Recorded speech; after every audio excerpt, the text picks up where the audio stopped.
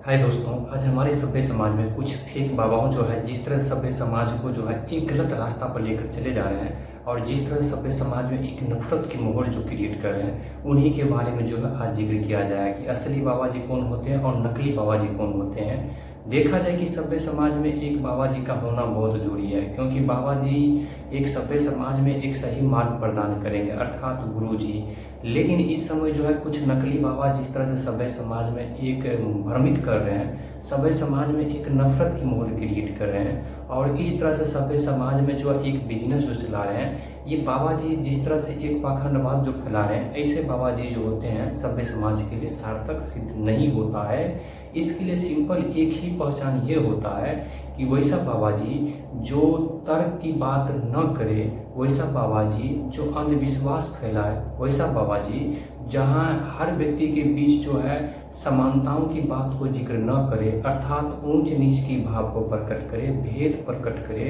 वैसा बाबा जी जो सभ्य समाज में जो है एक अधिक रकम लिया जाए, वैसा बाबा जी जो सभ्य समाज में हमेशा जो है एक जातिगत भेदभाव करे, वैसा बाबा जी जो हमेशा सभ्य समाज में अपने आप को एक बड़ा समझे और दूसरे को जो है एक निम्नवत समझे, वैसा बाबा जी जो अपना सेवा ज़्यादा से ज़्यादा कराए। देखा जाए कि यही बाबा जी जो है नकली बाबा होते हैं और ये बाबा जी का ये भी पहचान होता है कि अपना शान शौकत जो है बड़ी लग्जरियस के साथ होते हैं और लग्जरियस का साथ जो है अपना जीवन यापन करते हैं। देखा जाए कि इस समय सभ्य समाज में आचार्य प्रशांत जी जो सभ्य समाज में हर व्यक्ति के व्यक्तित्व का निर्माण कर रहे हैं, जिसमें कोई संदेह देखने को नहीं मिल सकता। कुछ धर्म ग्रंथ बाबाओं ने जिस तरह से सभ्य समाज में जो है एक नफरत की मैसेज दे रहे हैं, सभ्य समाज में जो है एक प्रॉब्लम क्रिएट कर रहे हैं, ऐसे बाबा जी जो है सभ्य समाज के लिए सार्थक सिद्ध नहीं हो सकता।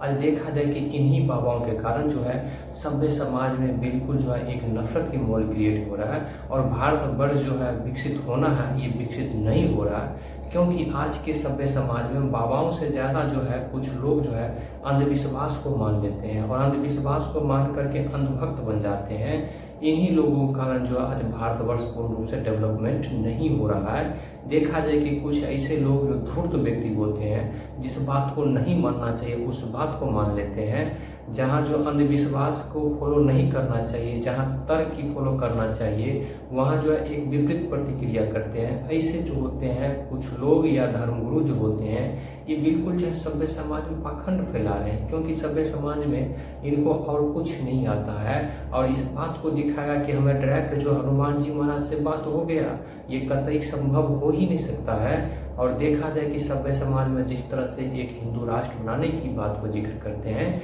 ये बाबा जी जो है एक जातिगत विभेद करने की बात को जिक्र करते हैं, ये असली गुरु हो ही नहीं सकता है। असली गुरु का अर्थ ये होता है कि हर समुदाय को एक साथ लेकर चलना है, किसी भी जातिगत भेदभाव नहीं करना है, न अपने आप को बड़ा समझना है न दूसरे को छोटा समझना है, हर व्यक्ति को इक्वलिटी भाव से समझना है, जो इस समय जो आचार्य प्रशांत जी इस समय बहुत अच्छे तरीका से उपदेश देते हैं। इसलिए आचार्य प्रशांत जी के बातों को सहमत करना चाहिए और इनसे जुड़ना चाहिए, जो बहुत फायदेमंद होता है, क्योंकि सभ्य समाज में जब तक एक सही मार्ग नहीं मिलता है तो व्यक्ति का जीवनचर्या जो है बहुत कठिनाई हो जाता है। इस बेसिस पर कहा जा सकता है कि आचार्य प्रशांत जी इस समय सभ्य समाज में सबसे बेस्ट है और जितने पाखंडवाद है, जितने कुरीति और आडंबर है, उस पर डायरेक्ट रूप से प्रहार किया जा रहा है, जो सभ्य समाज के लिए सार्थक सिद्ध होता है। अब ये देख लीजिए, अयोध्या राम मंदिर में जितने 100 करोड़ रुपया की चोरी हुआ,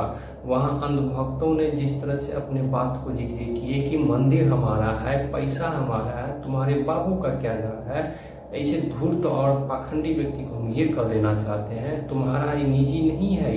ये पूरे भारतवर्ष का है। तो पूरे भारतवर्ष का है तो तुम्हारा कैसे हो गया? यहाँ जिस तरह से पैसा का घटोला किया गया, यहाँ जिस तरह से एक बिजनेस बना दिया गया, ये सभ्य समाज के लिए सार्थक सिद्ध नहीं होता है। इस तरह से देखा जाए तो आज जगह जगह जहाँ चंदा की रकम ज़्यादा लिया जाता है, जहाँ चढ़ावे की ज़्यादा मांग किया जा रहा है, वहाँ जो है एक करेक्ट ट्रुथ पाथ नहीं है। इसीलिए उस करेक्ट ट्रुथ पाथ से निकल करके जो है एक सभ्य समाज में एक अलग तरीका से जो रिलेटिव ट्रुथ पाथ है उसके मार्ग पर चलना हर व्यक्ति का एक दायित्व होता है। आपको लगता है कि भगवान जी के पास पॉकेट होता है, भगवान जी के पास कोई पॉकेट नहीं होता है। भगवान जी अपने आप में परिपूर्ण है। भगवान जी भूखे हैं, सिर्फ एक प्रेम की, सत्य की भूखा है। इसलिए आप लोग जाइए और प्रेम और सत्य की बात के जिक्र कीजिए, उसके मार्ग पर चलिए